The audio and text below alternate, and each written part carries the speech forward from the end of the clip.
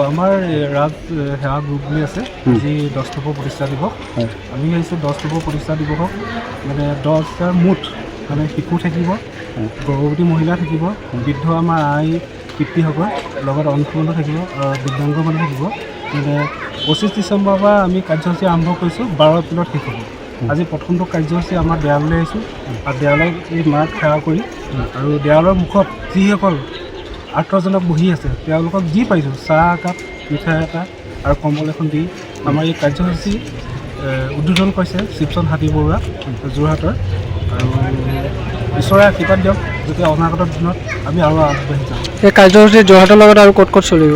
যোৰহাটৰ লগত আমি যোৰহাটৰ প্ৰায় জেগাত দিওঁ।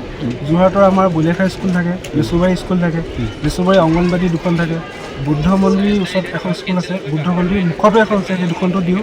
সদৰ আপোনাৰ প্ৰাথমিক বিদ্যালয় আছে তাত দিওঁ, বঙালপুৰী স্কুল আছে, জনপথ আছে, ফাঁচিআলি আছে, ভেগাপুতি আছে, তাৰপিছত যোৰহাট গোৱালিটো দিছোঁ আমি আৰু এনেকৈ বিভিন্ন যোৰহাটত প্ৰায় জেগাত দিওঁ আৰু এইবাৰ তাতকৈ অলপ অধিক কৰিবলৈ বিচাৰিছোঁ আৰু যাতে ৰাইজৰো সহযোগিতা বিচাৰিছোঁ যাতে মানে কি হয় এতিয়া মানুহৰ কেতিয়াবা এনেকুৱা হৈছে পইচা আছে পইচা ঘটি আছোঁ গৈ আছে কিন্তু কেতিয়াবা যদি আমি ৰাইজক অকণমান সহায় কৰিব পাৰোঁ নিজৰ মনটো ভাল লাগে আৰু আমি বিচাৰিছোঁ যে আজি আমাৰ কাৰণে ভাৰতীয় সেনা মানে বৰ্ডাৰ ৰৈ আছে তেওঁলোকক যাতে তেওঁলোকক যিখিনি বস্তু আমি ধৰক উপহাৰ দিম তেওঁলোকক আশীৰ্বাদ দিয়ক তেওঁলোকে আমাৰ দেশৰ কাৰণে কৰি আছে আৰু যেন শক্তিশালী হওক আপোনালোকে নিজে দেখি আছে যে অনাগত দিনত কিমান আমাৰ ভাৰতৰ মানে সেনা শ্বহীদ হৈছে সেইকাৰণে তেওঁলোকৰ মনোবল বৃদ্ধি কৰিবৰ কাৰণে আমি এই কামটো হাতত লৈছোঁ।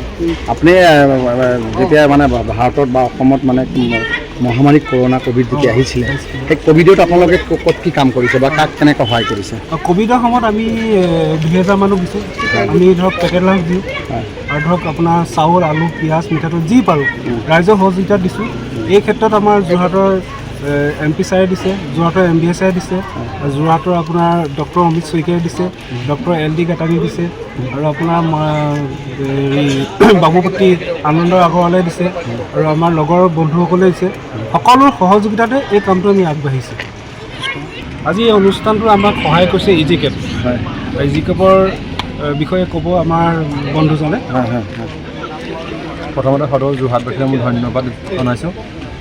আমি ইজিকেপ নামে এটা প্ৰতিষ্ঠান গঢ় উঠাইছিলে আমাৰ 10 দিনমান হৈছে আৰু আমাৰ যোৰহাটৰ মানুহে বহুত সঁহাৰি জনাইছে অলৰেডি। আমি সেইকাৰণে যোৰহাটৰ মানুহৰ মৰমৰ আশীৰ্বাদ সদায় মানে আশীষ বিচাৰি আমি আজি ইয়াত মন্দিৰত প্ৰাংগণত থকা মানে বৃদ্ধ বয়োজ্যেষ্ঠ ব্যক্তি কম্বল আৰু কিছুমান আমি বস্তু বিতৰণ কৰোঁ। আমি ইজিকেপত অনাগত দিনতো যোৰহাটবাসী আমাক এনেদৰে মৰমৰ ছাপোৰ্ট দি যাওক। আমি অনাগত দিনতো বেলেগ পদক্ষেপ আমি লৈ থাকিম ইজিকেপৰ। অসমৰ ৰাইজ বা যোৰহাটৰ ৰাইজক আপোনালোকে কি প্ৰেৰণা দিব বিচাৰে যে আপোনালোকে যোনটো কাম কৰি আছে এই কাম মানে প্ৰত্যেকটা মানুহৰ মানে মনৰ ভিতৰত থাকিব লাগে কিনা বা সকলোৱে আমাক এতিয়া যোৰহাটবাসীয়ে 10-12 দিনত যিমানখিনি মৰম দিছে আমি ভাবোঁ অনাগত দিনত আমাক আৰু মৰম আৰু মানে আশীৰ্বাদ কৰক যাতে আমি এনেকুৱা বৃদ্ধ বা বয়োজ্যেষ্ঠ ব্যক্তিক আৰু সহায় কৰিব পাৰোঁ তাকে আমাৰ